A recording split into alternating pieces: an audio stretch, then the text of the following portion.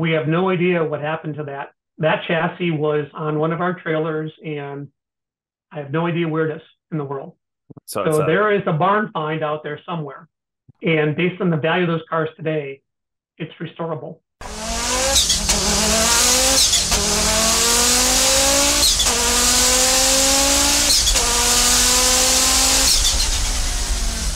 All right, so I missed the usual introduction for podcast where I say the person's name and try to get a little bit about them right in the beginning. We did do some of that, but this week I'm interviewing Steve Beddor, who is the son of Audi Club North America founder Frank Beddor, and a very illustrious, bigger than life individual who imported 5 Audi Sport Quattros. A little bit of a spoiler alert in this podcast.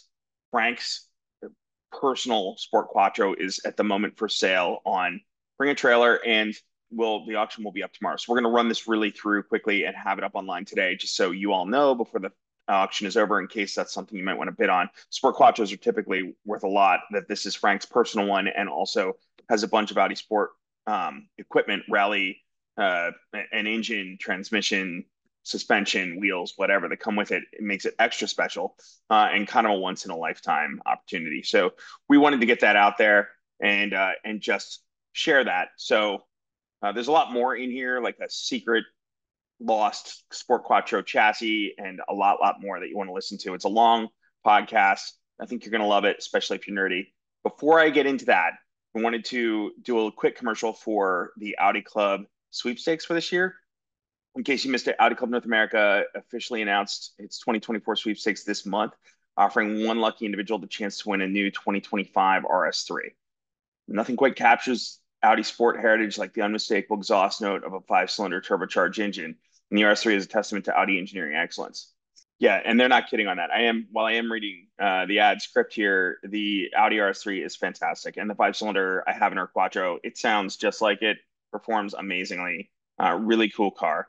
On top of entering to win this incredible car, your participation in the sweepstakes supports a great cause, allowing Audi Club to provide programming focused on driver safety, technical information, and community leadership and development. Last but not least, this month only, we're offering double and triple entries to increase your chances of winning. So don't wait. Enter now at gorallyup.com/winrs3. Again, go.rallyup.com/winrs3. And I'll put that here in the video so you can see it.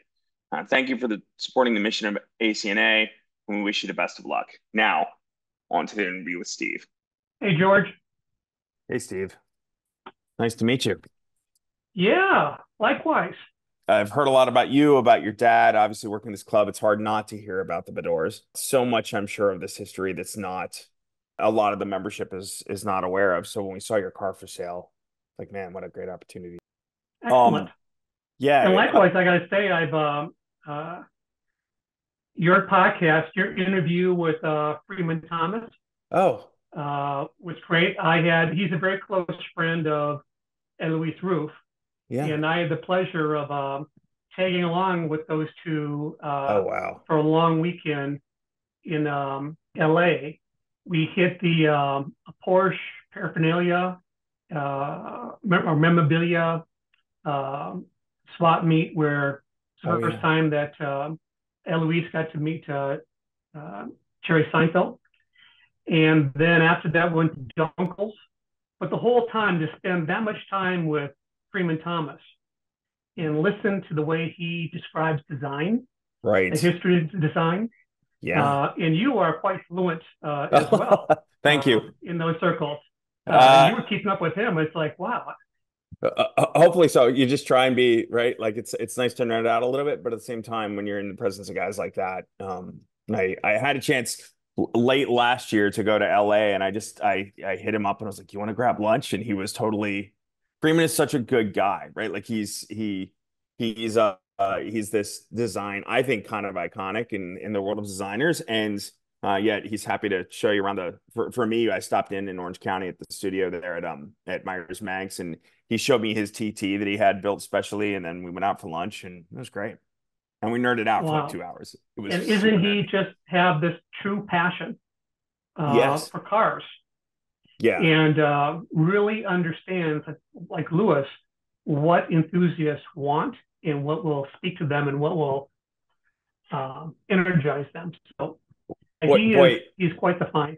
and the lack of that sometimes in the auto industry, I mean, could be a whole podcast unto itself, right? Like we could probably lament how much the auto industry has changed in the applianceification of it. But man, I guess cars like well, the ones Freeman designed, but also this one are certainly uh high watermarks of, or not, you don't want to say it's downhill per se. We have amazing vehicles out today, but the purism and the simplicity is what I guess I kind of miss.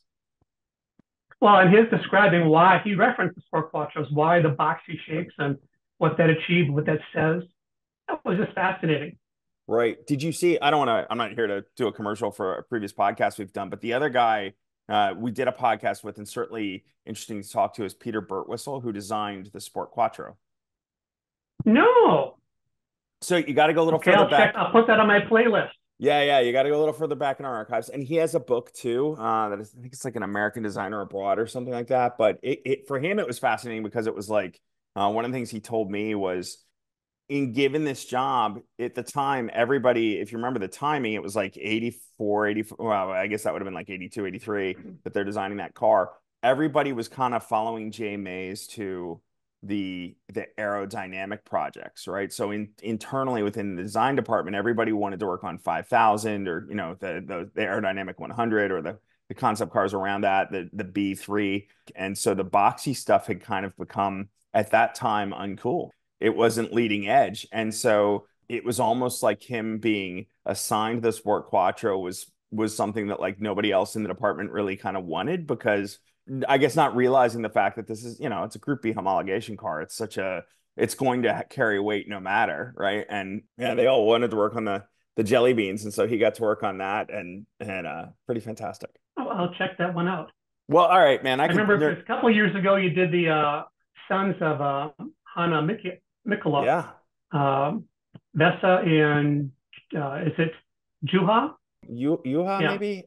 I wish I were Finn and had a better a comprehension of their language, or the way their pronunciations of certain letters, I guess, is more the question. Another fascinating conversation. So yeah. Anyhow, well, hopefully, I'm sure this one will be one as well. I guess enough of those guys, all legends of their own right. But man, you and your family represent such to me, it's a fascinating period in Audi history, because it's, I've covered a lot of the range of Audi history from the early 1900s on up. But what I find is this sort of like interesting space in time with Audi is Audi in America at that time, because Audi tradition doesn't really focus on it, right? And you have Joe Hoppen, you have your dad starting this club that would become the largest club for the brand in the world. And this most interesting move, what I've read of your family and the way your dad operated, I guess it may be normal for him to buy, what is it? How many Sport Quattros were there that he brought in? Five Sport Quattros. And as I understand it, shared them quite generously with others to drive at events and enjoy. Absolutely. There's stories behind that. Yes. Okay. So where should we start? I think the place to start is 60 Minutes. Okay. Yeah. Because that is the impetus of the club. Really? As I'm sure most of your listeners know, in the mid 80s, 60 Minutes, which was a revered must-see TV Sunday night show, did a hit piece on Audi. Yeah. And just to recap it, I guess today you'd call it fake news. It was a sensationalized story that contended and pushed forward that the Audi 5000 would accelerate on its own and cause havoc. And they start off with a terrible tragedy where a mom was pulling up to her garage. Back then, we didn't have garage door openers. And so her 10-year-old son got out to open the garage door. Her foot was firmly on the brake. And you open the door, and the car surged forward. It wasn't stopped until it hit the back wall, crushing and killing her son tragically. in the process. And again, she said, my foot was firmly on the brake and it went out of control. And it was also sympathetic because her husband was a minister, so he was being interviewed wearing his collar. This is before Tylenol had their crisis. So emergency or crisis management and PR didn't exist. Audi AG, when asked to be interviewed, said, oh, that's an engineering question. So they put forth a couple of their engineers to respond to it. And they looked at the facts that are being put forward and said, that's impossible. Her foot could not be on the brake pedal. And of course, you and I, most listeners know that any car on the road, you can have your right foot full throttle and reach over with your left foot and squeeze that brake, and you can pull it right down to a stall. The power of the brakes are much more than the engine. But then the hit piece went on to have an expert say that, well, if it happened, it could have if it was the idle stabilizer. And then they hired someone to rig a car to simulate what it would be like. And even though you see a big air compressor in the footwell of the passenger seat and no one in the car, with the push of a button, that car accelerated into an obstacle. So it was a fabrication. The name was cleared, but not until the 90s. In the meantime, sales in North America dropped. And I don't remember the exact numbers, but it was something like 87,000 units per year in North America, down to 13,000. Right. So it was a crisis for Audi. And, it's kind of like, where do I go to get my reputation back after the National Highway Traffic Association proved that Audi was in the right and that this was just a heat piece, but it was, like I said, in the 90s. So that was the crisis for Audi. They were actually looking at pulling out of North America, as Peugeot would do a few years later. And they said, no, it's too important for our future. Remember back then, Audi was aspiring to be elevated ranks of BMW and Mercedes. And so their board came up with this strategy to reclaim North America. And that had many parts to it. But let's pause there for a minute and jump back in time. Frank Beddor. Yeah. So Frank Beddor wasn't a car guy. He drove a Volkswagen Beetle for most of his adult life. Like that, because we're in Minnesota, and back then most cars were front engine, rear drive, and you might buy positive traction to deal with the winters, but he just felt the design of the Beetle, the engine over the drive wheels, was superior. Yeah. So not enthusiast of speed or anything else. And then when Audi came out with their, was it the 100 LS? So the Japanese were introducing very small front-wheel drive cars. And the 100 LS was kind of a mid-size quarter sedan. Right. And he bought one of those and loved it. When they came out with the Quattro Coupe, that lit a fire under him. He bought one of those and thought that was great. At the same time, my siblings and I, my two brothers and I, were freestyle skiers. And my oldest brother was quite good, won the nationals, went on to dominate World Cup. My kid brother was probably the most natural talent of all of us, won the Can-Ams, won the Europeans, never went pro. But my father would manage and help recruit sponsors for us. And for us, the level we were at is mainly in the ski industry, skis, apparel, things like that. Right. So my dad thought it would be a perfect sport for Audi to sponsor. So he actually would bring his Quattro coupe to some of the World Cup events and have it decaled up. And basically, in working with Audi North America, got them to sponsor freestyle. And at the same time, I left skiing. I was a young CPA at Pete Mark Mitchell. My boss was a car guy, invited me to a Porsche concourse. And so I brought let me back up. We had the sponsorship with Audi. So one day, the transporter showed up with 3 Quattro coupes, one for each of the sons. Because now we were sponsored by Audi. So I have a picture of me standing in front of 3 of those, and I still own mine today. Do you really? Yeah, and it's I wasn't a car guy either. It was like fantastic. Yeah. So we were sponsored by Audi, and then I leave freestyle. I go to Pete Marwick. I get invited to a concourse with my boss. I drive my coupe there, and one of the Porsche Club members hands me invitation to go to their track event. And back then, the Porsche Club, this region, Nordstern, had 3 track events each year. And the moneymaker was the August one. They would open it up to non-Porsches and charge an exorbitant fee, which I think was either $45 or $65 a weekend at the track. And so I thought, oh, I'll give that a try. Went to it, loved it, thought it was the coolest thing in the world because I could go as fast as I wanted to around the track. I also got introduced to what it is to drive on a racetrack because someone was there with an Audi GT coupe, which had about a third less power, and he totally waxed me.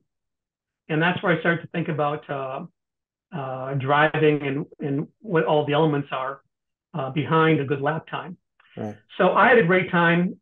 I came down back to town and I told my dad with great enthusiasm, you got to come to Brainerd and do this with me at the next invitational because it's just fantastic. And he said no. His memory of Brainerd was back when it was called Donnybrook, which was a lot of beer drinking and shenanigans out in the mud pit. Didn't want anything to do with it. It's my mom that said, Frank, you're going to go. Father-son opportunity. You can't pass that up. So the next year he went along with my brother, David, and it lit a fire under him. He thought that was the coolest thing in the world, autocrosses. Right. And he started pitching Audi North America, his contact there. I think it was Russ Hill. And about, you gotta promote this. And his concept was, give me a fleet of Audis. I'm going to organize my own events called Family and Friends. And they bring whatever they own, BMWs, Mercedes, any car. They're going to do all the training in their car. On Sunday, we do timed events. They'll do a timed event in their car. And then we'll put them in one of the Audis. And they're going to see dramatically how much more confidence they have driving with all-wheel drive. And they're going to get a better lap time. Well, Russ Hill was yes, but it didn't really resonate with him. So now jump forward to after 60 minutes, the board meeting in Germany, the head of PR of Audi had heard about this guy in Minnesota running all these, bringing in all his Audis and running these family and friends events. And so when the board is talking about we need to reclaim North America, one tactic under one strategy was to build a cadre of ambassadors emulating the Porsche Club, their successful model. where we have these members who are their opinion leaders in their social circles, and they kind of are, like I said, the brand ambassadors, spread the news. Right. And that's a big undertaking. And then, but this head of PR said, I know this guy in Minnesota that's always honest to do more and more to promote Audi, and he runs these track events. And so that was the link to start the club. Interesting, one of the strategies Audi had was, if we're going to elevate ourselves to the level of BMW and Mercedes, our all-wheel drive system, our quattro system, will be our differentiating feature. Right. And we're going to make that an option on every model, not just a couple. And that was where we were going to promote. And that's why the club was initially called the Quattro Club, because Audi so wanted to promote quattro, the quattro system. Interesting. So that was the history. So then the naming in the early days was Quattro. That was actually chosen by Audi of America, like that was, or leaned on, I guess. Maybe would that be the I'm not sure. That way? It just made sense based upon I'm sure they strongly influenced it, because once you understand what they're trying to achieve, that made sense. That's the differentiating feature. And remember, back then, all-wheel drive, to an American, an all-wheel drive car would be an AMC, which is an Eagle, a truck frame with a car chassis. Right. So elevated. I mean, it's like driving a pickup truck. Totally. And so, I'm not sure when Subaru introduced four-wheel drive here, but the Subarus back then, Japanese cars, the reputation for quality wasn't there yet, and they're very small. I had a Subaru back in the 70s, and lovely car. Yeah, it must have been four-wheel drive. I had four-wheel drive then, but it wasn't synonymous with performance. No, not at all. Those early cars were, and they rusted and but I think it was, trying to Google it quickly. I know, like the simplest, earliest all-wheel drive was the 70s, but I don't think they actually had true all-wheel drive until after Audi was here. And so that was the origins of the club. And then so we each had, from our skiing sponsorship, my brothers and I had these quattro coupes. My dad had one. We drive those at events. Joe Hoppen, who was the race boss of Audi North America, took a very early interest, and he said, we got to upgrade those quattro coupes. You know, he's a good friend of Johann Abt. Can I pause here for a second? Because I'd love to, sure. If you know more about that time. Joe is another fascinating character to me, and unfortunately, no longer with us. But at the time, Joe was a German who moved to the U.S. to run motorsport programs for the group. And at the time, even though Porsche was a separate company, in the U.S., the distribution was all managed kind of similarly. Audi ends up paired with Porsche in the early days. Joe did, in addition to all the Audi Sports stuff, John Buffum, and even through Pikes Peak, and I think in the Trans Am and IMSA perhaps. Mm-hmm. But he also did Can-Am with Porsche, right? So the 935s that ran in Can-Am that are also legendary. All of that is Joe Hoppen operating Motorsports in the United States for this distribution arm of Audi, Volkswagen, Porsche, whatever. So when he reached out to you all when you were, so you're now kind of sponsored by Audi doing your skiing activities with these quattro coupes, and Joe kind of reaches out to you as the club starts to happen, or right when the club started to happen. And he was a big mentor to me through that process, in terms of, we had dinners, only a couple, but they were so memorable, where he would talk about the business side of motorsport and why he did things that he did. And he had high standards for his drivers. But basically, he was, as part of his role, sees things in a broad picture. How do I promote Audi North America? Yeah. And, his direct charge is the racing efforts. He kind of included us because he saw that as another vehicle to Sure. showcase Audi, and it fit his approach to motorsport. And his approach to motorsport is you pick events, venues that are going to best showcase your product. You pick them that you can do something with it. So if you take Trans Am, that was very popular with the United States audience.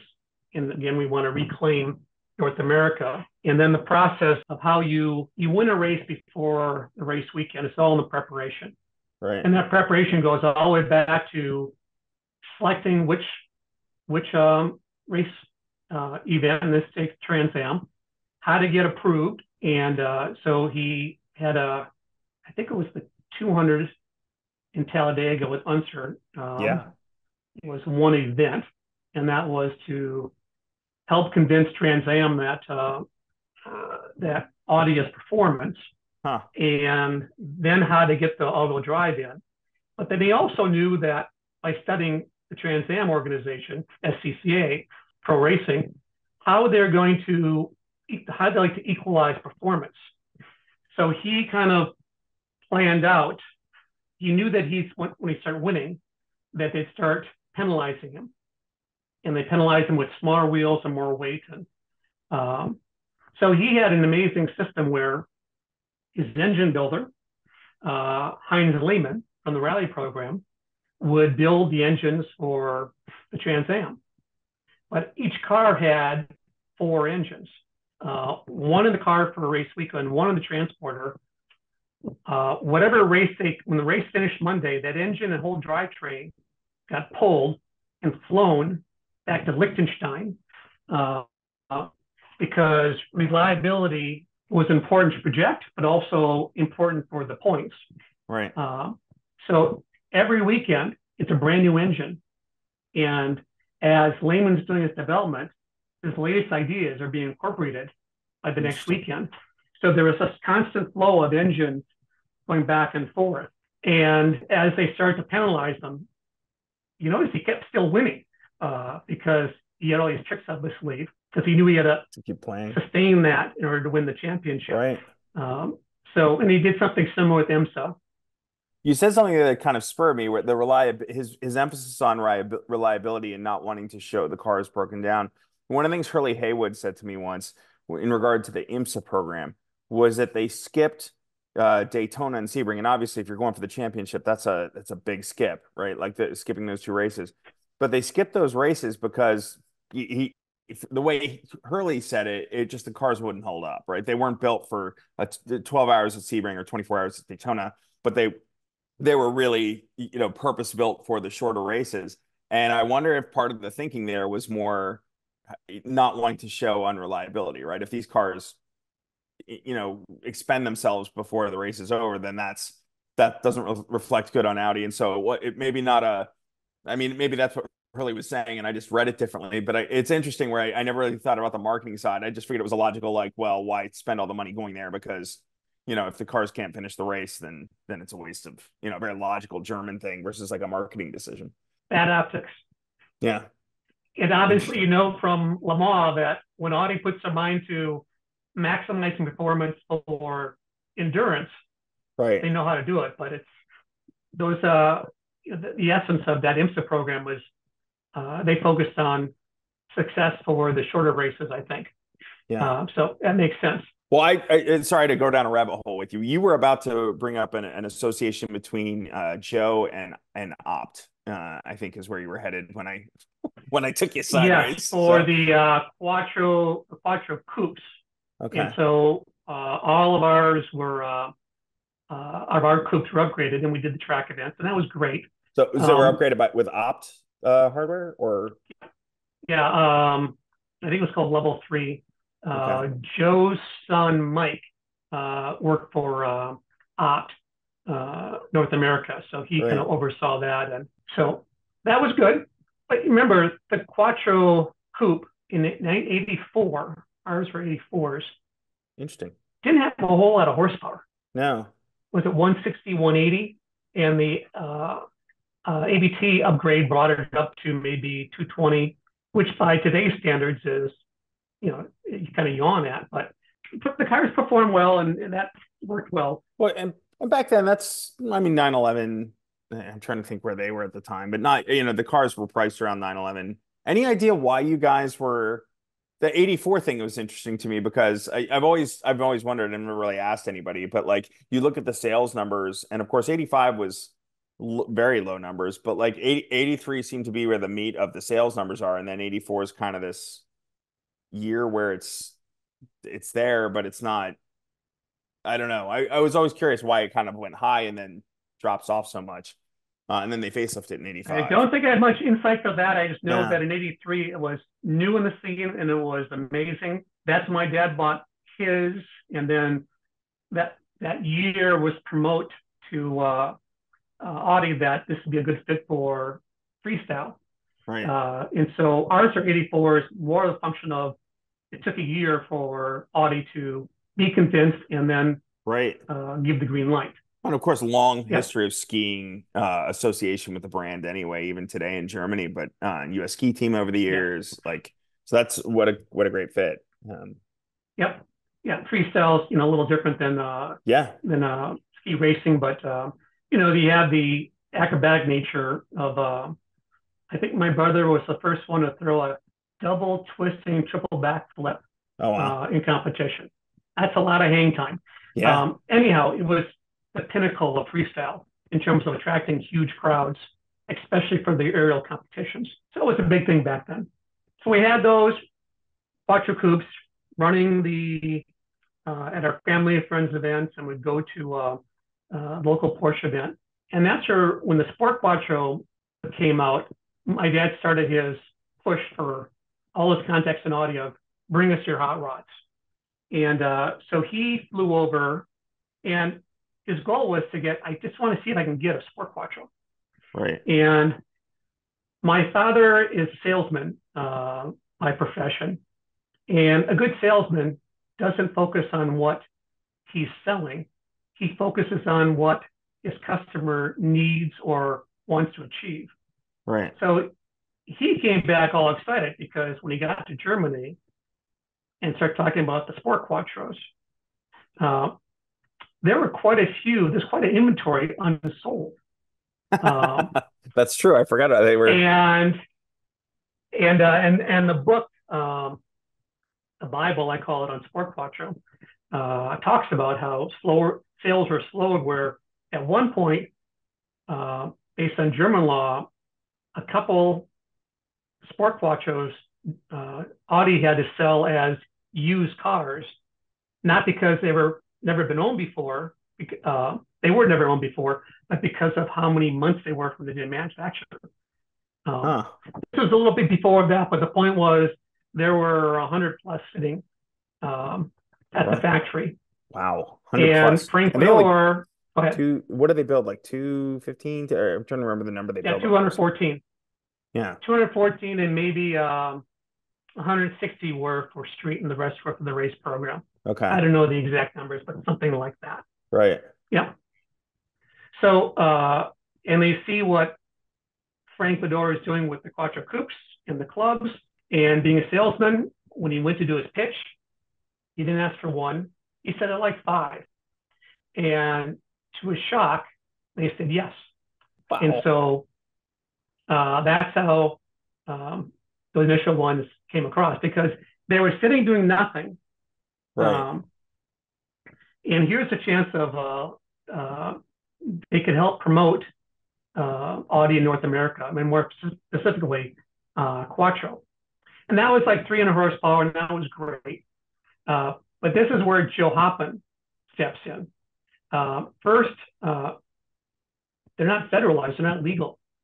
Right. And he said, Frank, I want to introduce you to Dieter Eisenhoff of Andile, of the 962 fame. The 3 Germans operating out of California. They will federalize your cars. And so they did that. I think it was in 86, I want to say. It looked like the doc. So they federalized and got. I think the documents in your listing on Brand Trailer, spoiler alert, I guess we haven't even covered this yet in this podcast, but you've got a Sport Quattro on Brand Trailer, which is one of the reasons we're talking right now.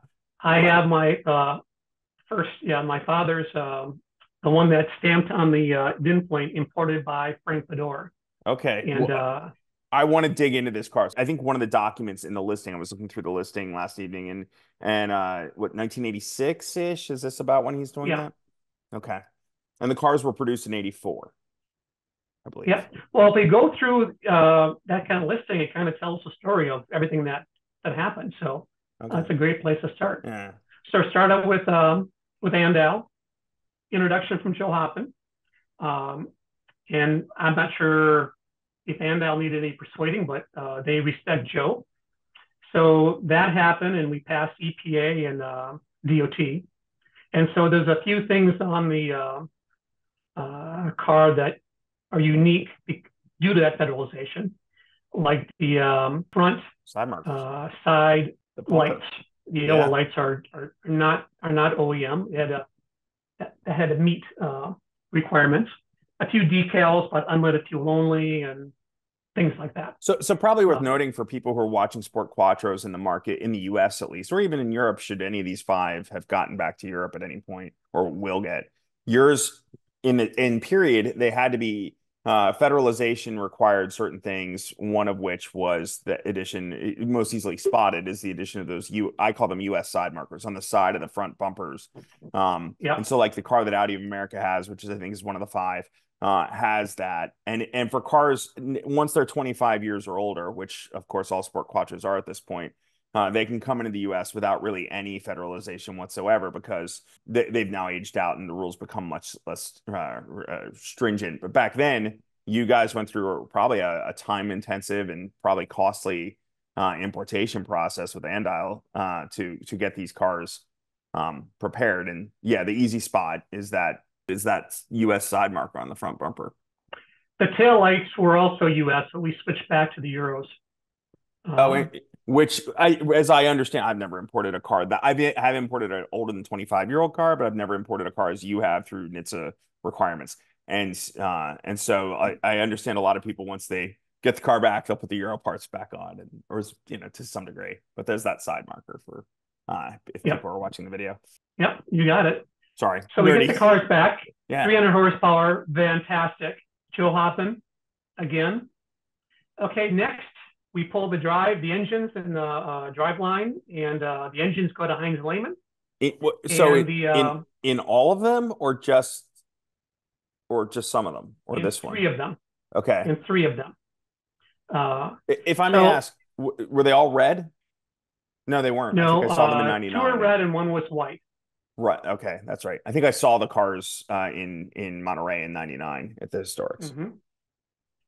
And so the mission for the Sport Quattro was to go to BMW, Porsche, even Corvette events, because again, back then, Quattro was not synonymous with performance, and to not only showcase it by doing well, but also to give rides, because again, you're dealing with in their social circles, they're the car person.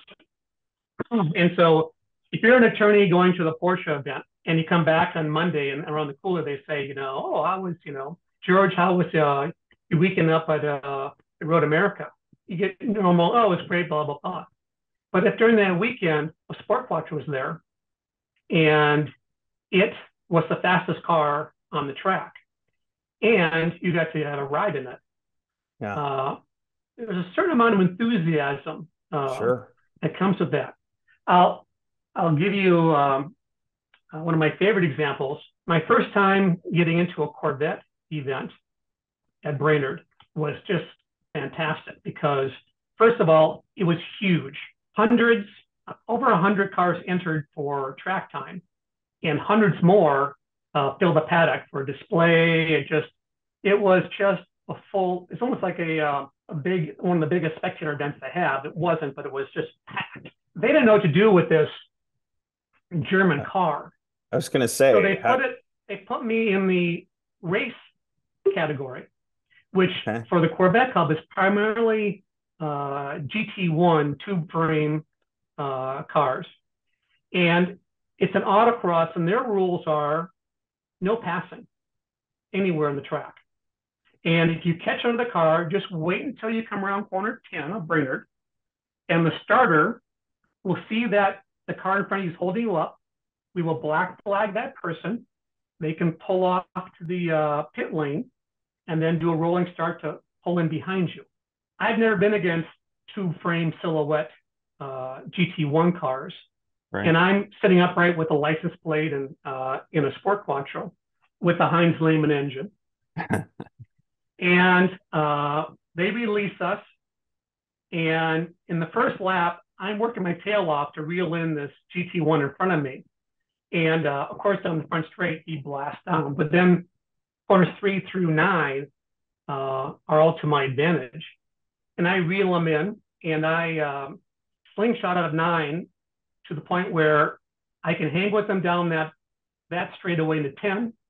And then in 10, I come around into view. Well, I come around into view, and it appears that the Corvette in front of me is holding me up. And before I can drag race beyond me, he gets black flagged. And it turns out that he is the reigning champion, has not lost that event in years. And I could tell that as I go by, he is straining his head to look to see who got him, what car it is that caught him. And well, I went around, and every single lap I caught another Corvette, and black flag, black flag, black flag. Well, everyone sees this. And when I first got there, there was absolutely no interest in the Sport Quattro. Now I pull up, and the throngs descend upon the car. So I get out and I pop the hood, and you can see them counting cylinders. Right. Or they're mouthing 5, and then where's the 6? Back then, 5-cylinder was a very unusual engine. Right. And turbocharged was unusual, at least in their circles, the big V8s. Yes. And then you tell them it's all-wheel drive, and they're just shocked. So then to go out and give them a ride, give rides. And then my thing was I only give one lap because I don't want them to acclimate. It's such a Sport Quattro with such amazing, violent performance, accelerating, cornering, braking, that I don't want them to assimilate to it. I want them to experience that shock and awe, and then get the next person in. And they get out, it's like overwhelmed by what they just experienced. So that was pretty effective, doing that at other BMW, Porsche events. And of course, always the Audi events too. So how was it in situations like that where I've spent very little time, for a very brief period of times before the last off-road excursion the car had on a road and track event or story, but I did get to spend some time in the Audi of America car. And to me, it was a little bit, never in heat, right? But on some back roads, it was interesting how the short wheelbase really changed how kind of, I don't want to say twitchy, right? But it was just very very quick to change direction, given I guess the wheelbase. And so in track, I can only imagine what it would be like on track. Any weaknesses there? And these longer wheelbase Corvettes probably, I don't know. You see where I'm going with this? Well, the biggest advantage of the car was quickness coming out of the corners. Right. So I'll give you an example. There was a Porsche 911 Turbo that just came back from the Bonneville Salt Flats, set a world speed record at 240 miles an hour for its class. And his next event was one of our Quattro events at Brainerd. And it was a autocross. He would hit 170 down the front straight before the chicane, where I in the Sport Quattro would hit 135. So hands down, no comparison. Yeah, you would think. Right. I set a lap time. He spent the rest of the day trying to beat that lap time.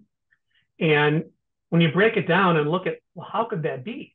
I mean, that's an insurmountable advantage. It's because to go 240, he's got a big turbo. Right. There's a lag. The Lehman engine is a very quick Is it? accelerating engine. Add that with all-wheel drive, I can get on the gas.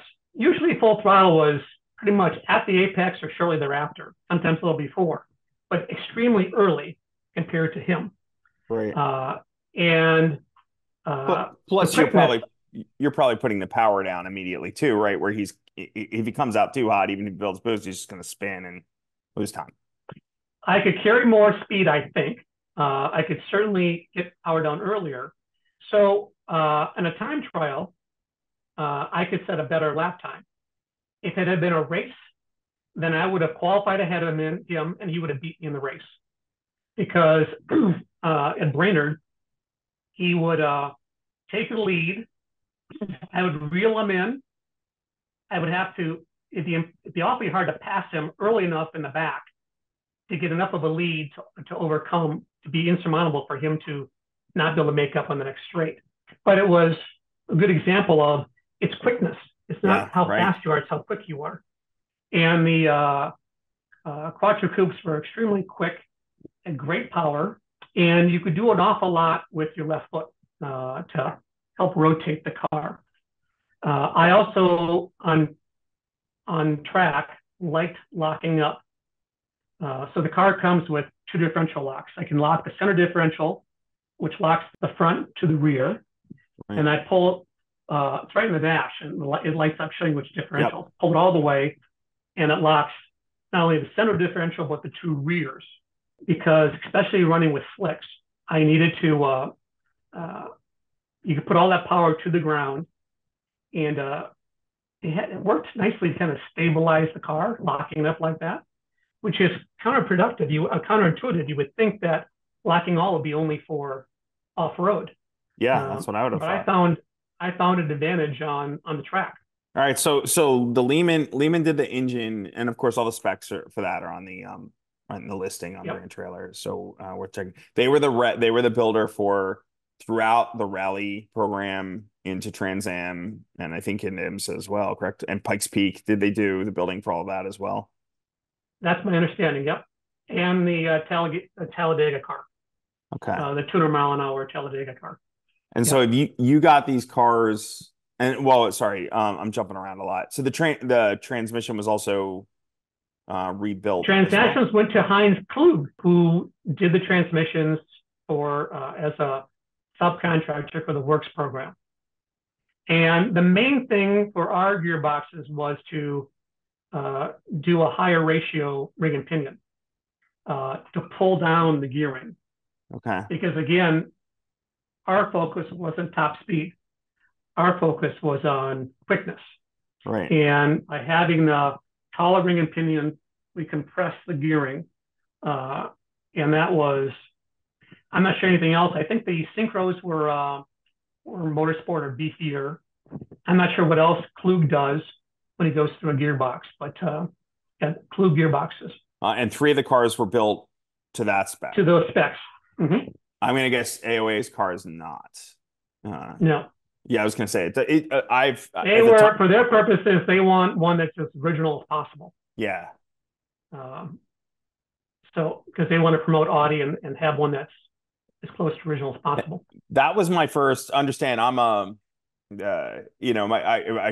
more cutting my teeth at my age on as I was coming out of Volkswagen, like the 180 was just hitting, and these small turbos spool up quickly, whatever, right? And so I bought a 4000 at that point, and I had this normally aspirated 4000 Quattro it's now in Germany, right? I sold it to a collector guy at Audi AG.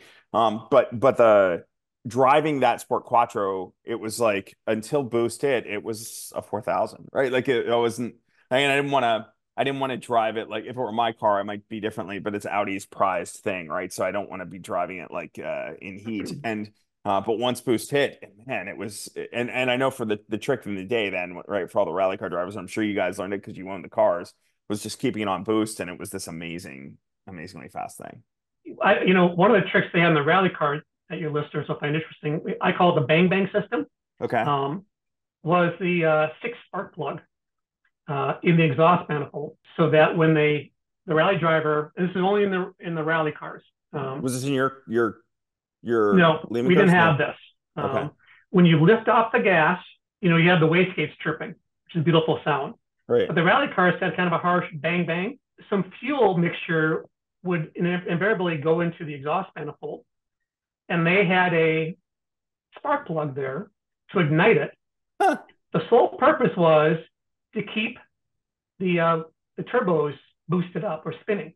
So it was a very Amazing. clever idea. Yeah. I called the bang bang. I think I didn't make it up. Right. But then it's because when you hear a rally car go by, if you ever interview John Buffum, ask him that question about that, because Okay. to me it was just one of those things that I heard about. I never saw it, but it was pretty Right. cool.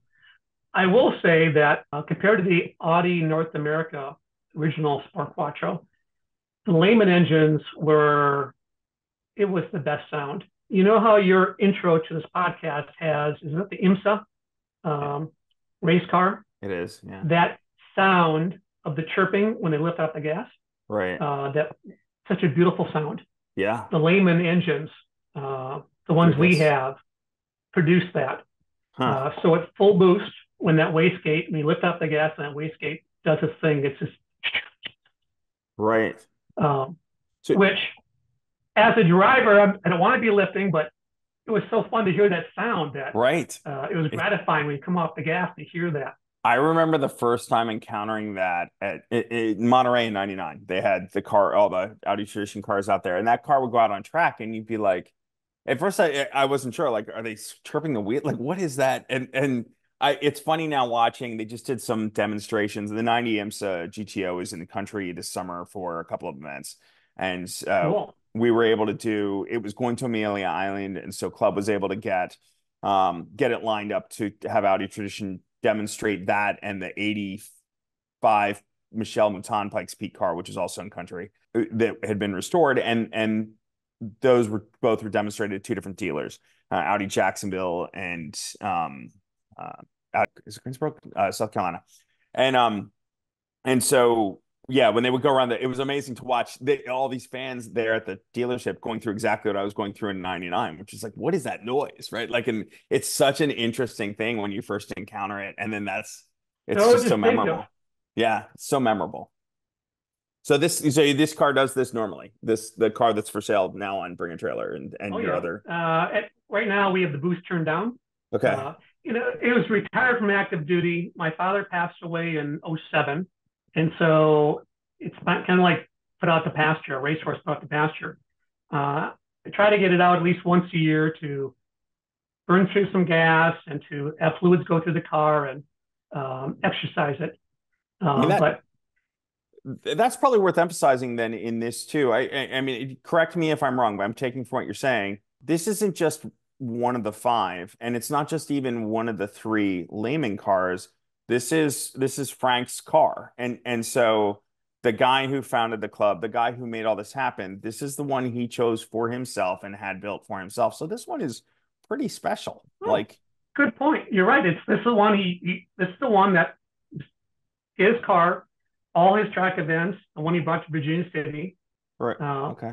Yes. That's what fantastic history on that. All right. So I got to ask, so the three that got the Lehman, I assume you guys, kids get two of those, or like what? How did that? Yeah, how did that play out? I was assigned the white one, and Okay. I did most of the traveling to other events. My brother David got the other red one. First time we were at Virginia City Hill Climb, he won the event with his. I was second with mine, and then so the three of us campaigned. My older brother was, after he retired from professional skiing, was a stuntman, then an actor, and then a producer. And as someone posted on the listing, is this Frank Beddor, the skiers, producer of something on Mary's car? And I had replied that you're close. It's Frank is the snow skier, and the producer is my brother. Right. This is our father's car. So amazing. So, well, all right. So I'll ask then, do we know what happened to the five? Three of them are Lehman cars, two are not. One is at Audi of America. So one of the one that's not is at Audi. Of course, your dad's is for sale at the moment. Where are the other three? Or is that TBD? Like, or on the TL? I don't know. I still have mine. David Okay. still has his. Okay. The reason I reacted to that question was, I'll have to confess now.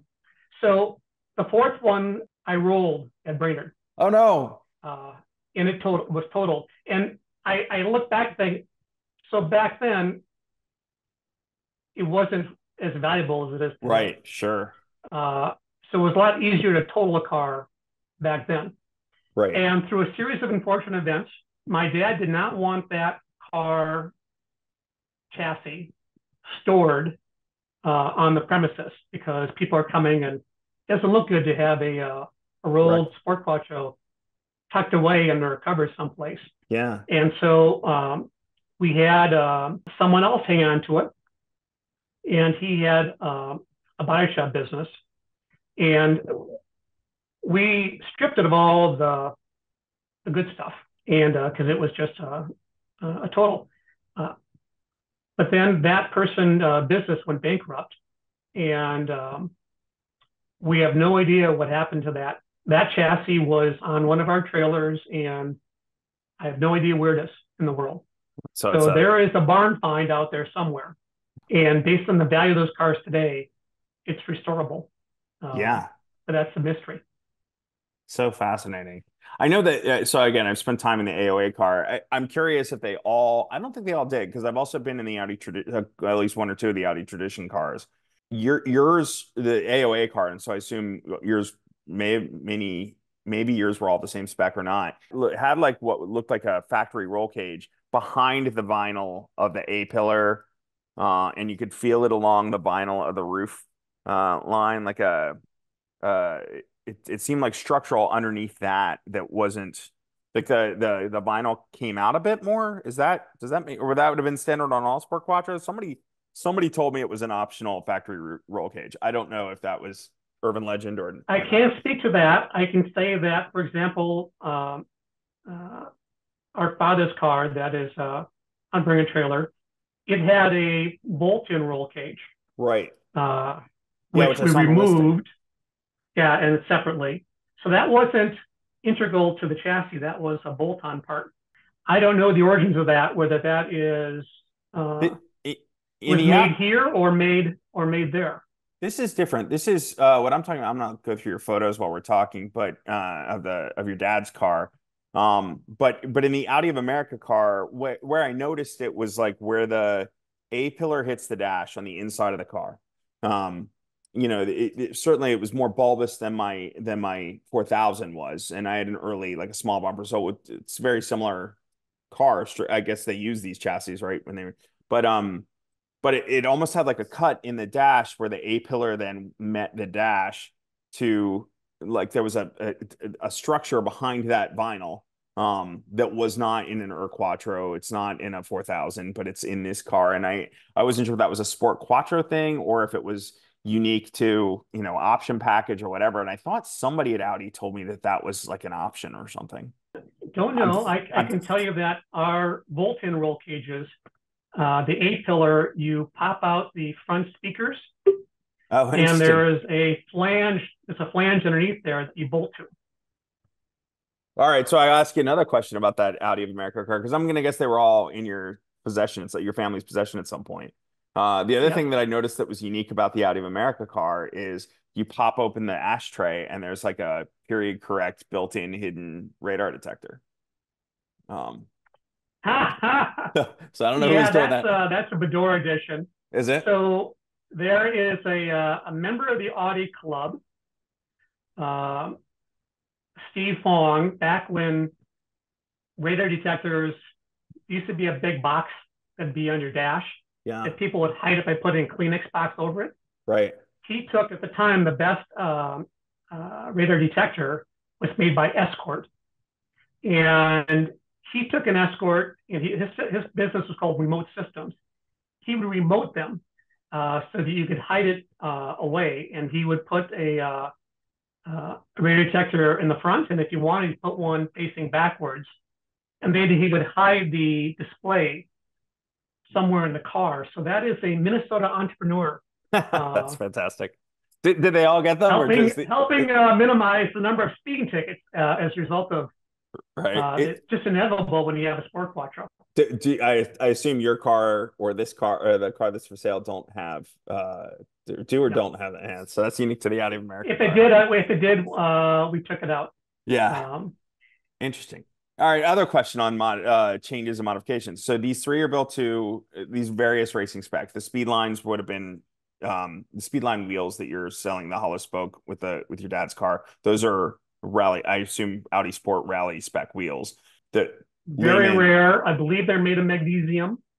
Probably so. And my understanding, and I'm not sure it's true or not, is the reason they're hollow spoke is not only for weight, but also for air circulation to dissipate heat more effectively away from the front wheel bearing. Interesting. Now, the speed lines are a winter tire, so I don't think heat would be an issue. But for the Motorsport 16-inch, they have a 5-spoke. Those also all had the hollow spoke design. Okay. And I was looking at those tires, why someone explained to me, oh, that's to help for the brake cooling, keep the front wheel bearings cool. Right. So they're very rare. And there's also on that listing photos of when a family friend took delivery from my father of this car. And that was the first one we took delivery of. And my dad wanted to keep it in Germany and have this family friend was actually a son of someone my dad knew, head of PR for Heidelberg. Yes, there we go. Bernd Niepert. And he wanted Bernd, so that one of the photos shows the first time it was outside and it was in about 6 inches of snow. There it is. So those are the speed lines. So I thought it'd be appropriate to include a set of those with this listing because that's what we took delivery. Yeah. And the photo in the delivery hall, those same wheels are on it, and the summer wheels are stacked up in front of it. So Bernd was a school teacher.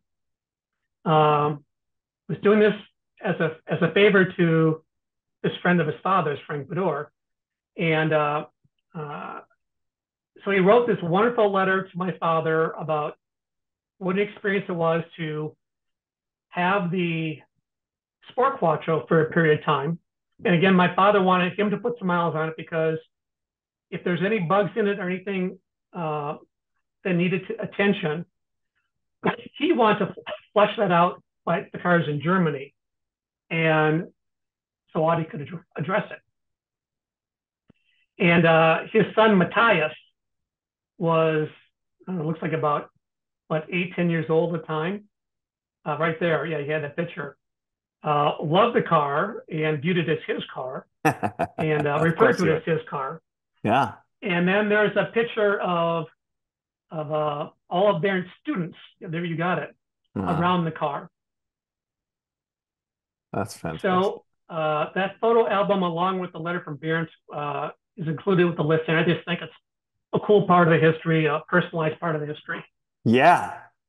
Well, smart move. I'm going to ask you a question about this picture in a minute, but smart move for your dad to lead them over there. Of course, if there's anything wrong with the cars, anything that needs addressing, it is way easier to handle while it's still in Germany than shipped over here, and Audi of America might not know what to make of it because these cars were so special. Is this photo I'm looking at? Is this?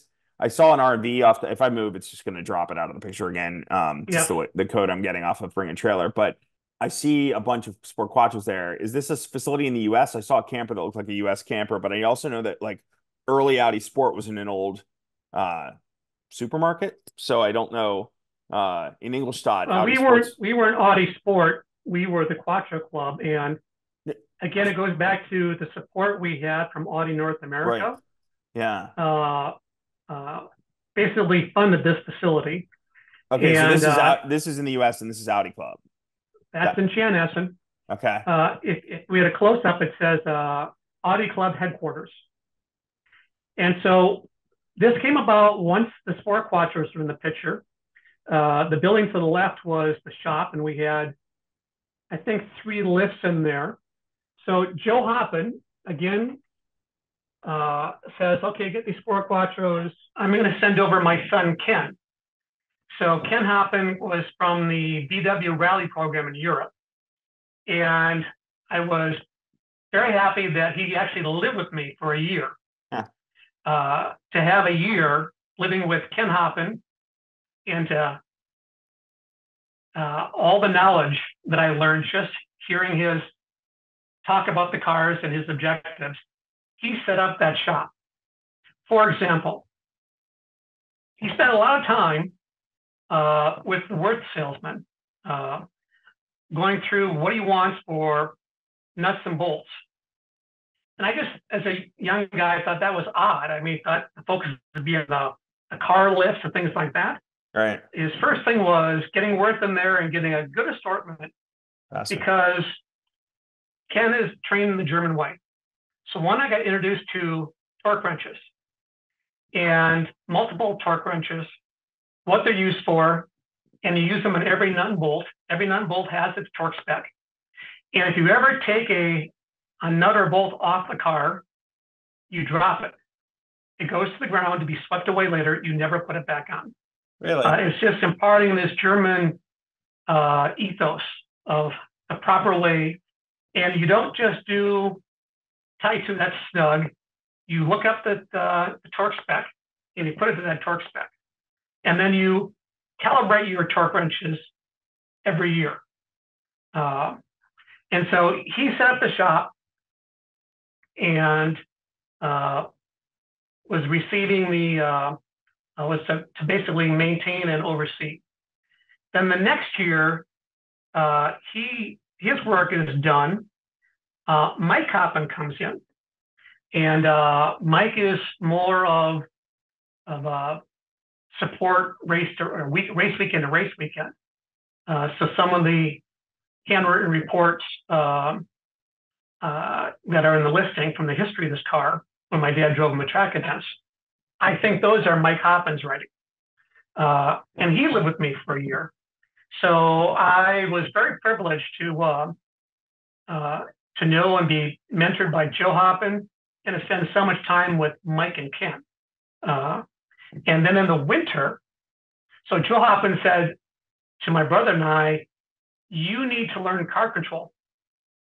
And no better place than rally. And we just happen to have the 7-time national champion John Buffum, JB, on the payroll. So let us hook you up with him, and he will teach. And so we got one of an old Volkswagen GTI rally car from Buffum's stable, and I did the Ojibwe, which is in northern Minnesota, and the Press On Regardless rally in those. And then because we live in Minnesota, and in conjunction with, the Thousand Lakes rallies and where Audi dominated at the hands of Hano at the wheel, we started to ice race here in the Midwest. And it was fun watching Ken Hoppen because he watched the GTI at our ice race event. And these ice race events are like 6 to 10 corner, mile long tracks, 110 mile top speed, a lot of drifting, special studded spikes. Just a thrill to drive in. Limited visibility because so much ice being shaved off the road by the car ahead of you. And these were wheel-to-wheel races, not time trials. Oh, wow. So that was what made them. And John Menard was a big player. Honda had a team here. P.D. Cunningham and Leighton Reese were 2 drivers. So it was kind of the heyday of ice racing in the Midwest. But this poor little Volkswagen BW GTI. I remember one time on a Monday, Ken Hoppen took the springs out, cut them down, took a coil out of them, then heated up to make the resulting piece flat to fit, and put it back in. And explained to me, well, that makes the suspension stiffer. And I was just thinking, that is so impulsive for a German. It threw me off, as opposed to ordering a proper set of springs. Right. But we were in a budget, and he just made do. And between he and Mike, they dialed in that GTI, where we won a championship with that car. We were a class below John Menard, and we were winning overall. And John did not appreciate that. John's competitive guy. So sure. That was fun. So we had the Hoppens influence. And so I don't know what the specs are to the suspension that's in my father's car, but it's a wonderful compromise. It's firm for street, beautiful for the track. But we left it just the way it was when my dad ran the car. Okay. And now that's a kind of an Audi Sport coilover system of some sort too, as I recall, right? If I read the spec, but at this time I'm forgetting. Yeah, I don't know what the original manufacturers are, but it's all stuff that came from Audi Motorsport. Okay, and do the other two Lehman cars have this? They're all the same spec. The three Lehmans are all the same. And so far as you know, I guess I'd be curious too. I know over the years, a couple years ago when I was doing a lot of the Le Mans work with Audi, Andre Lauder, who was one of the Le Mans drivers, he's competing this weekend for Porsche in Le Mans. He's a car collector as well. He bought if you remember, a tuner in Germany called Honester. Okay. And Andre's dad used to build what was it, Group 2, like the Coupe GTs, the front wheel drive cars for touring car. And that's kind of how he got into racing. So he bought one of these cars back when he was racing for Audi. And it was modified, but it was modified by Honester, which effectively was the tuner in Germany for those cars, but it was a tuner versus these are Audi Sport parts. And I guess I'd be curious if you know, I think that's pretty unique in these road-going Sport Quattro, in the road-going Sport Quattro world, having this much motorsport componentry used to sort of augment these cars is a pretty rare thing. I'm not aware of other cars that were built like this. Perhaps there were. Curious if you know. I'm not aware of it, and it's just what's interesting. Like the intake manifold is Lehman's, but it's stamped Audi with the rings on it and Audi on the side of it. But there's a picture in there where I'm holding it. Holding one of the Lehman intakes next to, I'm holding an OEM next to a Lehman, and to show the differences. But the fact that Lehman was a works contractor, that he had the ability to have Audi have their vendor custom make to his spec. And those were, so they're how many of those could have been stamped? I mean, a couple dozen, and it has his evolution. And that stamp had provisions for additional spark plugs because of some of his higher iterations. I was just watching Jeremy Clarkston old YouTube Sport Quattro versus Lancia.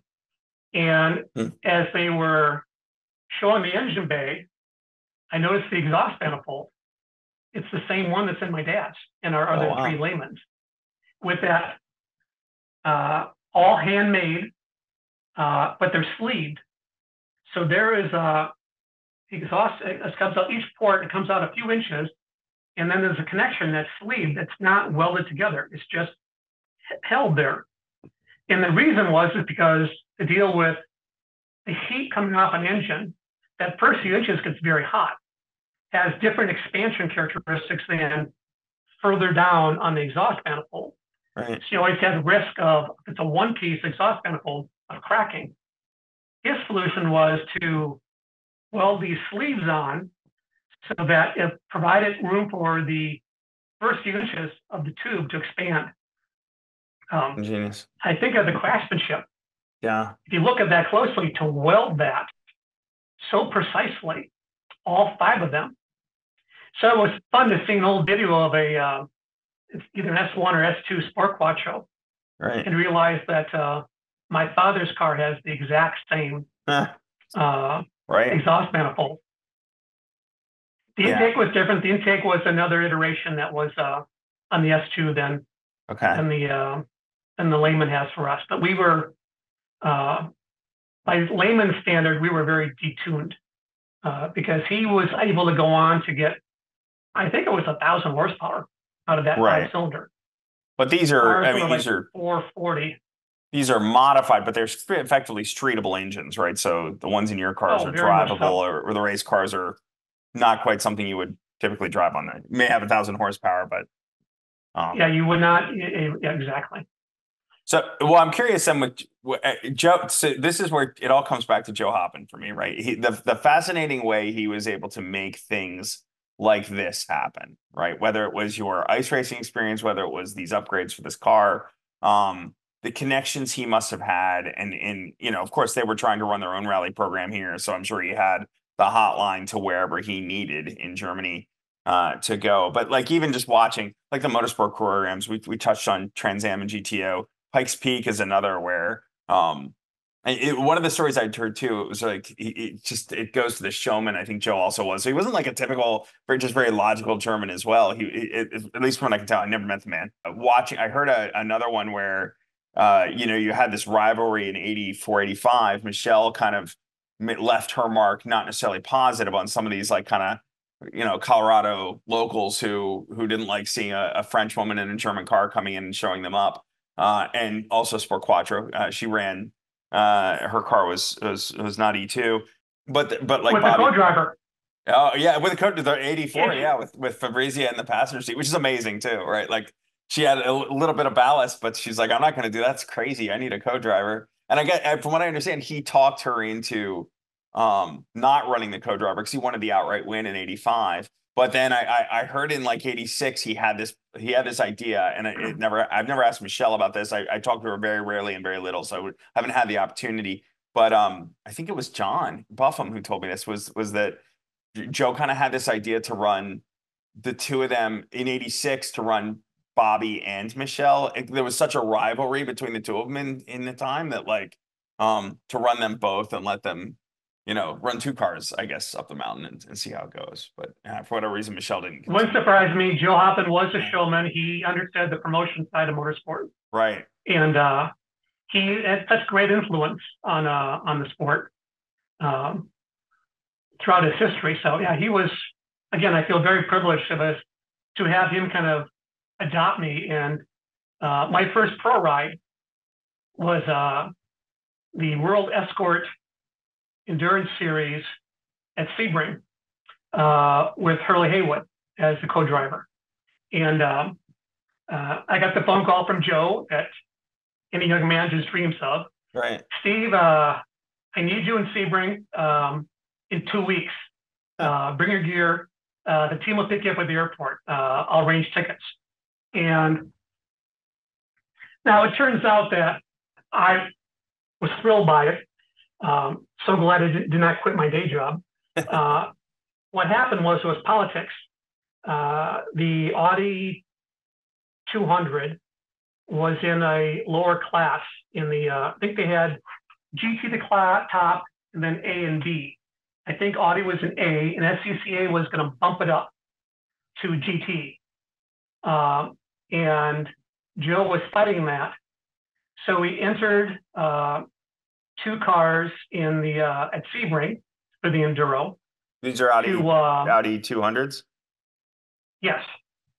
And big old four-door sedans. Yeah. And I will say, I think those are some of the most best handling Audis I've ever driven in my life. Really? Shocked me. The balance was beautiful.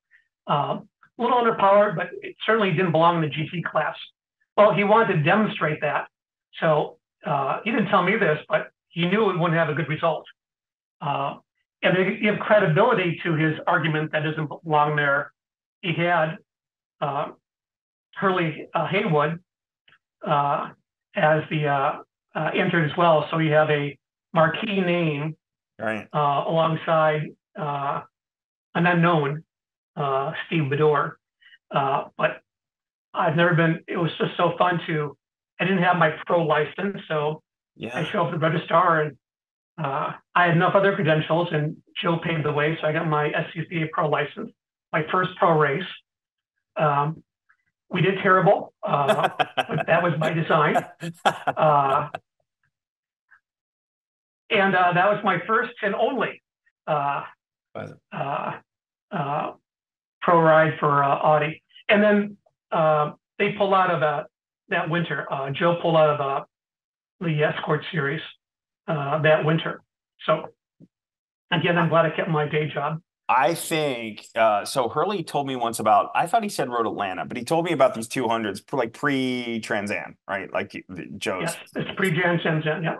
Joe's messing around with these 200s, and I want to say, I one of the former heads of, I don't know if I should name drop him or not in a podcast. Maybe I'll pull this out. But you know Prescott Kelly, he was I think a former president of Porsche Club America, but I think I met him at a Porsche Club event here in Pennsylvania, and I think he mentioned he bought those cars. Like he has those 200s, or maybe had them at one time. I have a friend who does some business with him now, kind of moving cars through him. He'll import cars from time to time out of Germany. But I've been meaning to chase that story down anyway. I've always been like, never heard of these. Again, going back to how there's kind of this hole in Audi history of like all these activities, primarily Joe Hoppen associated activities in the United States.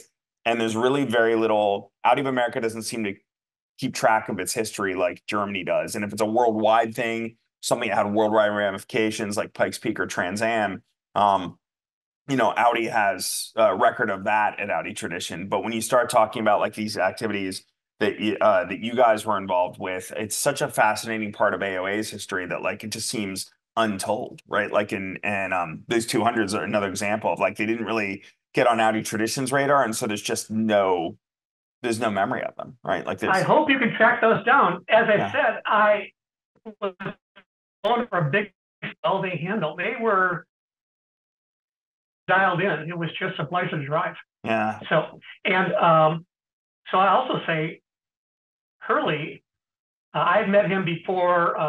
Joe Hoppen brought him to one of our quattro events as a celebrity driver. So I got to spend some time with them. But when I drove with them at Sebring, I saw firsthand why he was probably the winningest American endurance driver. His distinction is he is so easy on equipment. He can do a good lap time. If I match the lap time, I am abusing the brakes in the car.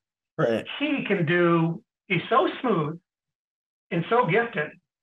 He can do lap after lap after lap and not be abusive to the car. And I think that's why it is role at Trans Am.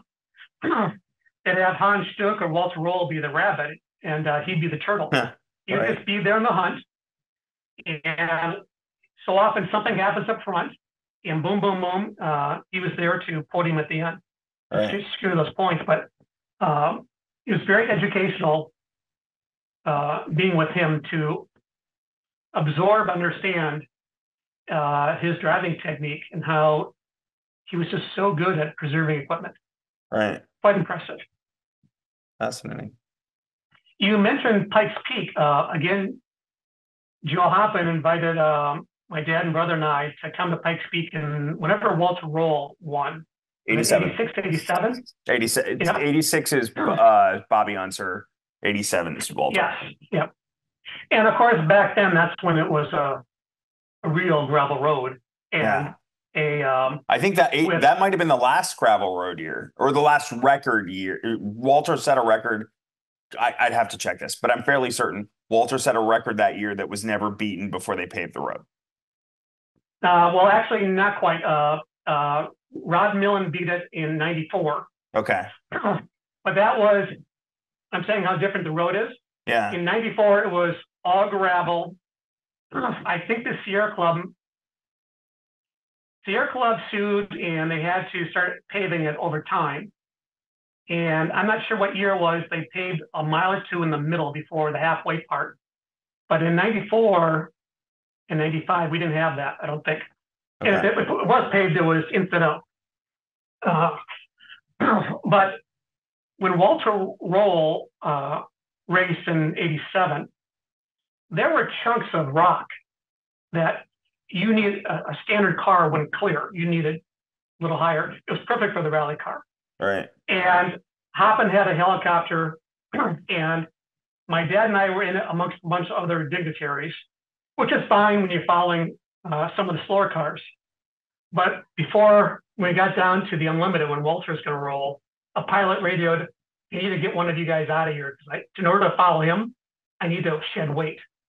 So I volunteered, and the guy said, "Where do you want me to drop you?"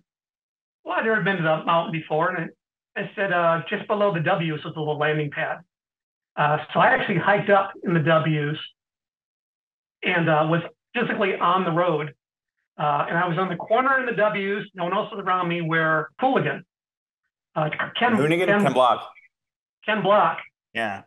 when he put, when the car first comes into the view of Devil's Playground, when he puts the rear tire over the edge, right, that corner, you're coming through hot and heavy, and I was on that corner when Walter, and going back to the sound of the wastegate, yeah, it was the most eerie thing in the world. You're in the mountains, you hear the wind, you hear the birds chirping, and then down in the valley, you hear another chirping that's odd, and it gets louder and louder and louder, and you see some dust, and then he comes around the corner, and he just explodes into view, and you hear this, it's like the earth shakes, and you hear the full brunt of that engine, and the gravel being thrown, all this violence, and it goes by in a heartbeat. And then it gets quieter and quieter, and pretty soon when he's over Devil's Playground, you hear the birds chirping, and it's like, what just happened? Right. Little idea, and no idea that I myself would be on the mountain driving for Roof 7 years later in '84. And that's the year that Millen set the record. Okay. And the Roof was supposed to be, it's a production car, but because he didn't produce 5,000 of them, we were bumped up into Open, which is one class below Unlimited. So the advantage is we got to run at the end of the day. And the challenge, one of the challenges of Pikes Peak is on the gravel, weather and gravel conditions. And they treat the mountain with a dust suppressor. And the night before, it got just enough moisture in the atmosphere where that suppressor really worked well. And when hundreds of cars going first, they swept all the loose stuff out of the way, and there was a line that was like asphalt. And I came there prepared for what I remembered, loose gravel. And I left thinking, this should have been a road race setup. But that is the reason why Millen was able to beat Walter's time. Because I think Walter did a 12-minute something, and Rod in the Toyota did a 10-minute something time. Okay. And that time held for the longest until it got paved. Right. Because those conditions never replicated. The next year, '95, this is 4th of July weekend. Right. Rain, hail, snow, and a race day, the top third, ice. I got up at 3 a.m. to drive up to see for myself what that would be like. And I'm an ice racer. That's to my favor. Right. But you come around some of the sweeping corners, and when you hit the wind side of it, you go from gravel to glare ice. I thought it was a good call. It's the first time in the history, and maybe the only time, the race didn't go to the summit. In 95, the race went to Devil's Playground, which is 2/3 of the way up. Right. Because the top third. And I really feel for any competitor who was a rookie that year, because we had no practice the days before. It was such fog and rain and snow that you couldn't take your race car up. They take their support vehicle, their van or something up, just to learn. Because the big challenge is learning the track, as Michelle Bouton speaks of why she had a co-driver. Right. And there's so many corners to memorize, and you have to memorize them. I think it was 94 is when Jeff Swart made the mistake of the series of corners that lead up to the picnic ground, which is a fastest shoot in the bottom third. The lead-up corners are identical one set before. There's 3 sets that are all similar, but he was in the middle set, and he thought that he was coming on the picnic ground, which is third gear, get ready to go to pitch it sideways, get ready to go fourth and power up, because you really have to carry all your speed for that picnic ground. So he came in carrying speed, third gear, ready to go to fourth, when he realized that, oh shoot, this is not picnic ground. He was 4 corners too early. So he went off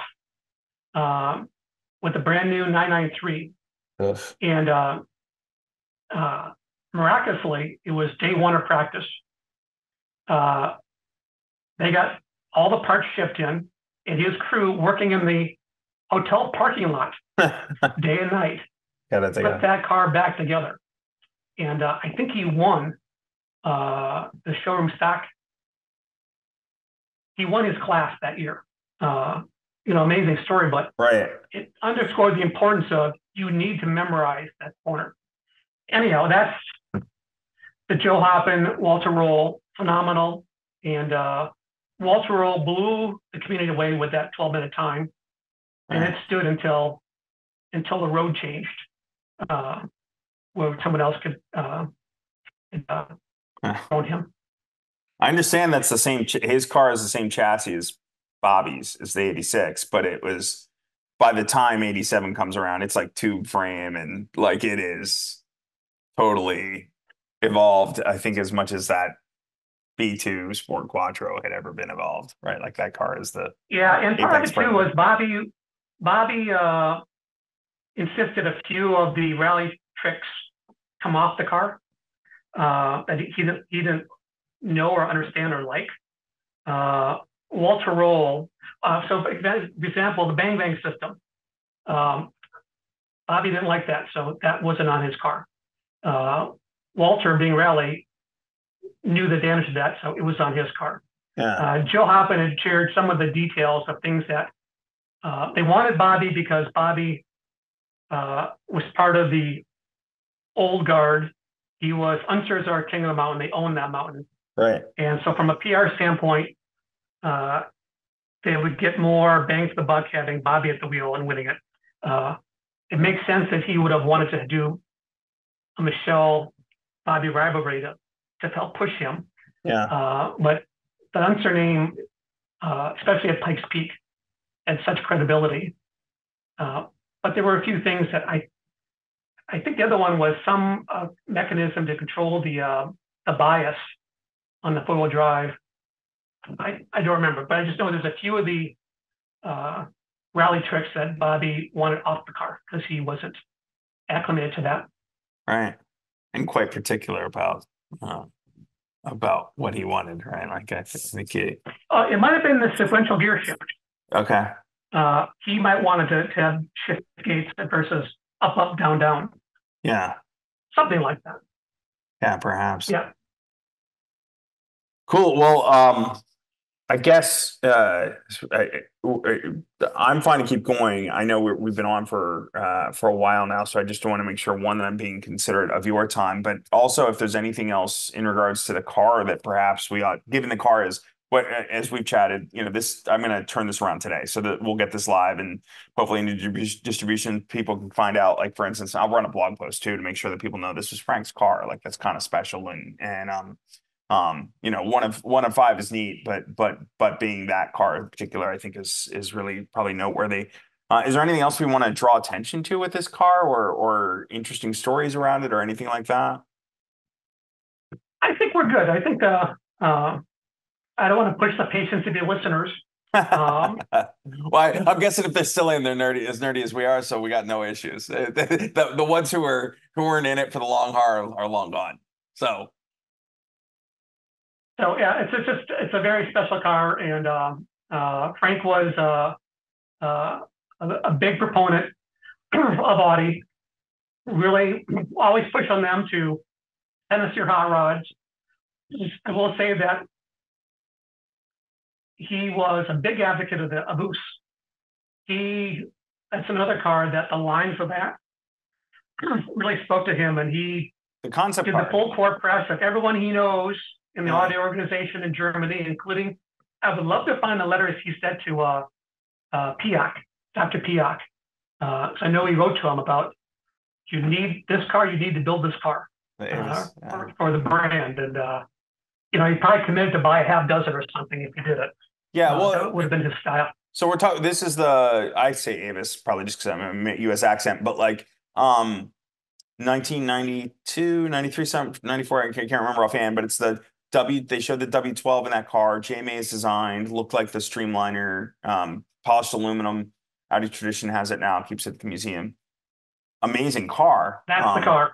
Yeah. That is the car. He thought that was just the cat's meow. Did he have a reaction to the Spider? Because I remember the Spider came right after that, right? I think it was maybe in the same car show year. So like Tokyo and I forget where else. They showed it twice, but it was much more production ready. It was an Audi space frame. It had the new 6-cylinder from the B5 A4, which not, compared to the 5-cylinder, I guess kind of boring, but like looked like a serious 911 competitor. And rumors in the press were that car was very seriously considered for production by Dr. Piek, but perhaps it was his Porsche family members who kind of leaned on him and were like, mid-90s were not a kind time for Porsche North America, or Porsche in general. No, right? No, they were not. 964, which is a treasure now, back then was uncompetitive with the Japanese and not selling well. And Porsche itself kind of on its haunches, didn't have the Cayenne money yet to really take advantage. Probably didn't want the Quattro Spider to be built, but the Quattro Spider looked like a serious piece of product. Like, whereas the Avis would have been a very neat exotic thing, not terribly like production ready, was definitely the Spider. Mm-hmm. Yeah. I don't know. So I know he loved that car, but he was so disappointed that he couldn't get that the Avis wasn't produced. That one, the lines of that just spoke to him. And that says something coming from a guy that drove a Volkswagen Beetle most of his life. Yeah. And wasn't a car guy, speaks to his transformation. All right. And so his appreciation for performance. Outside of Audi then. So Jay had come up through the, Audi design department, worked with Freeman, ends up at Ford eventually in this big retro thing. And his retro thing starts probably with Avis and because that's, like the 30s Streamliner, but then he and Freeman also do Concept One, right? The new Beetle. Did your dad have any thoughts on the new Beetle, given that's where he got his own roots? Like, do you recall if that really left any sort of impression on him? No, that one didn't. No. He thought the retro movement was neat. If they would have done a retro bus, that would have been neat. But yeah, totally. by now, he has shifted his focus to roof. Okay. And those were the cars that were capturing his passion. Now, as I understand, well, again, we could go all day, man. I don't want to burn too much of your time. But you touched on roof, and obviously it's an Audi Club podcast, but whatever. I don't mind deviating if you don't. Roof is, for many people, let's call it a Porsche tuner for lack of better words, but they actually build with their own production numbers and are considered a manufacturer in Germany. and have their own huge following. If I remember, I've looked a little bit online. Do you have you've had a Yellow Bird or a 911? I worked for Eloise Roof for 14 years. Okay. And I had ran two of his cars with Pike Peak. So the CTR1 in Career 4 configuration, ran that in 94, 95. And then the CTR2 Sport, ran that 4 or 5 more times at Pike Peak starting in 97. So I have a long association with Totally. with the roof brand. Yeah. It's nice to see them enjoying a renaissance. That'd be a totally different conversation, but it was I was very fortunate and blessed to have that role. Very, very cool. So the CTR1, is that 964 era, or is that Pre? So my CTR was a 964 base, but so when the F40 came out, Ferrari F40 and Porsche 959, the editors at Road and Track got all excited because the Porsche 959 was a 200-mile-an-hour production car. And they got all excited about a 200-mile-an-hour production car, breaking that barrier, cover story. Let's get Phil Hill and have every manufacturer send their fastest cars to the Nardo ring. Phil will drive them, so it's consistent. And it was an overcast day. All the cars coming were silver black, and the F40 did like 192 miles an hour, something like that, 194. The 959 only did 198. And as it was described to me, I wasn't there. Throughout the paddock, especially among staff of they just lost their 200-mile-an-hour cover story. And so they cycled through all the other cars. The Sport Quattro from Audi did 155 and blah, blah, blah. Well, then came through this Roof CTR. C stands for Group C from Le Mans. T is turbo, R is Roof, CTR. And his was yellow, and it went 212 miles an hour. And all of a sudden, there's celebration in paddock that we've got our 200-mile-an-hour cover story. And so that put Roof on the map in the United States. The first production car to go 200 miles an hour. He's had his manufacturing license since 1981. Right. And this was a Roof VIN number car. I got to drive it and give rides in it at Hockenheim many years later. That same car. Oh, and that's the original. The pressure on me. I was going to say for those keeping track, that's the original Roof Yellow Bird. That's the legend. That was the original prototype Roof Yellow Bird. Wow. And he did a little dirty trick on me. He sent me off to give rides. I knew the car didn't have ABS. I'm fine with that. But the tires were 20 years old. He had developed, remember back then, to go 200 miles an hour, you need a lot of horsepower, you need aerodynamics. So he takes off the rain gutters, was one of his signature things. And he need tires, a tire wheel combination that can stay intact at 200 miles an hour. He developed a Dunlop system, which is a system to be sure that the bead doesn't come off at speed. Now that didn't catch on in the market, but he had a lot of inventory of these old Dunlop wheels, and he put those on, and they were rock hard. After the first session of almost going off with the original Yellow Bird, I came in and they're switching passengers. I go, Louis, these wheels are terrible. Steve, you're just giving rides. I need to burn off inventory. Well, that's very efficient using. Um, You could tell me first. But yeah, anyhow, totally. Well, and if you Google, for anybody watching too, if you Google it, the other thing that's legendary about that first Yellow Bird is I forget who was driving it, but the film at the Nürburgring of that car, there's somebody very early on in period they filmed that car going around the Nürburgring. That's pretty phenomenal too. Stefan Rosen, Okay. the most amazing driver in terms of car control. Yeah. You see how he power slides that through Nürburgring, Right. and with a rear engine, rear wheel drive, amazing. Yeah, Roof did a promotional video for the CTR. It was very corporate, and then they had all these outtakes of Stefan at Nürburgring doing all his power sliding. And Lewis said, "Well, throw that on a different tape, and we'll see if we can sell some VHS tapes." The promotional tape, no one knows about. Nobody cares. Everyone knows about Stefan Rosen. Amazing. On that. Yeah. Amazing. Yeah. Well, all right. So I'm curious. So I have a 964. I said multifaceted, got different car nerdery besides Audi, but obviously Audi's my main focus. So the car you competed with at Pikes Peak, it sounds like 964 era, certainly all-wheel drive, but you said CTR1. So what is it? Is it a 964? Is it a G body with an all-wheel drive system? Like, what's going on with that car? So it's the Hans. I'm forgetting Hans' last name. It'll come to me. It's the engine developed by Roof.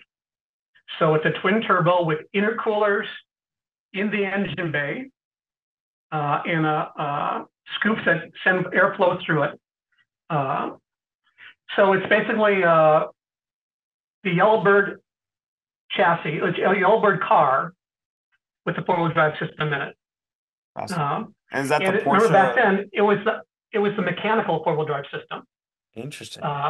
So in 94, 95, when did the 993 come out? Yeah, one of those years. That would have been 95. Production, all right, so 95.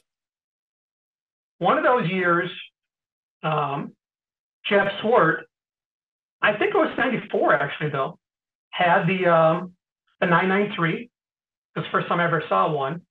Had the viscous system, which should have been a superior system versus our mechanical.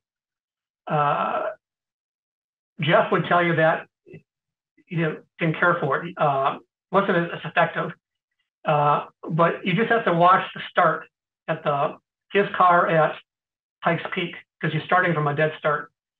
The green flag waves, he hammers it. The front tires rotate just a couple degrees and then are idle as the rear fiercely spins to take off. It said the viscous doesn't come on when I want it, and sometimes it comes on when I don't want it. Interesting. So the way we had the mechanical system, if you don't mind, and Roof had put. Go ahead. Maybe you could walk me through the mechanical system, the way it worked, but really quickly for people keeping track. The viscous coupling is there's a viscosity. That's why they call it a viscous coupling, but it's basically a differential that's got when the viscosity breaks down, it locks and that sends the power to the other axle. So in production, guys, that would be like the Volkswagen Rally Golf would have had that system. The Audis always used Torsen later, but what would you call it? Earlier systems, mechanical. I don't know, but like the viscous was a simpler system. It was lighter, and in theory, it was better than the 911 because it made it more rear bias than the 964's mechanical system. All correct. All correct. Yep. In theory, I thought it'd be a superior system. I was looking forward to getting it on the CTR2 because CTR2 was a 993 base. But after talking to Jeff and seeing that car, realized that for the weight savings, I want to have the positiveness of a mechanical four-wheel drive. Now, Roof, for his four-wheel drive, put in a dial where I could adjust the split of power front to rear. So as I'm going up the mountain, I can fine-tune it. but you are right. The mechanical one tended to understeer, be prone to understeer, which is less desirable. And especially in the hill climb, going uphill in the W's, which are switchbacks, when you're going uphill, your engine's in the back, all your weight's in the back. There's nothing in front. Right. Understeer was always a challenge. You really had to flick it to break that back end loose. So I liked having the bias to the rear, and the roof system gave me the ability to dial that back to be more of a rear engine, a rear drive, than a front. In the lower third, where it's more sweepers, it was nice to drift with all four wheels. Yeah. Fascinating. Yeah. Well, Steve, I'll tell you, I thank you so much for your time today. I would love to, if you have time again and would care to give it to me for this, would love to delve more deeply into Audi Club history and your dad and his, not only his legacy, but just he seems so, what I've read in some of the, when we had the archives here in my office, they're now down in North Carolina, but look through some of those old Quattro Quarterly magazines, and he seems so bigger than life in the way he, whether it was the skydiving or whatever, right? Like he seems like to be this just very illustrious individual that we don't see as much today. So I'd love to learn, both learn for myself and share more of that with perhaps people in the club who maybe revisiting for some of the older members of the club who remember your dad. But I don't know. Would love to look back into that time. George, I would love to do it. Okay. You're right that to me, it was just my dad. Right. And that's what your interview with the Hana's son spoke to me, because he was just my dad, and I thought that was normal. But right. Yeah, he water skied down the Mississippi River, set a world record doing that. He took his Harley to visit a pilot that he went through training with in World War II in Brazil. That's not exceptional, except he had a black Great Dane that he built a U-shaped thing, basically that the dog sat straddling the rear tire the whole way down. Yeah, he was larger than life. So I'd be more than happy to come back. Thank you for that. Yeah. And thank you for today's time. I really enjoyed it. Nice to bring back some memories. Sure. I wish we could have done it sooner, but we're just working on the magazine, and I get into a gauntlet when we're doing that, and I become super flaky. So that we're this late into the process and the auction, I sincerely apologize, but so happy we were able to make it happen. Well, thank you. Appreciate it. Yeah. Cool. Well, let's talk soon, and perhaps later this summer we could set up a second call and do a podcast. You just let me know whenever you're ready. Okay. I'm retired, so I'm available. Wonderful. Well, thank you, sir. All right. Have Thank a good you, George. one. Yeah. Take care. All right.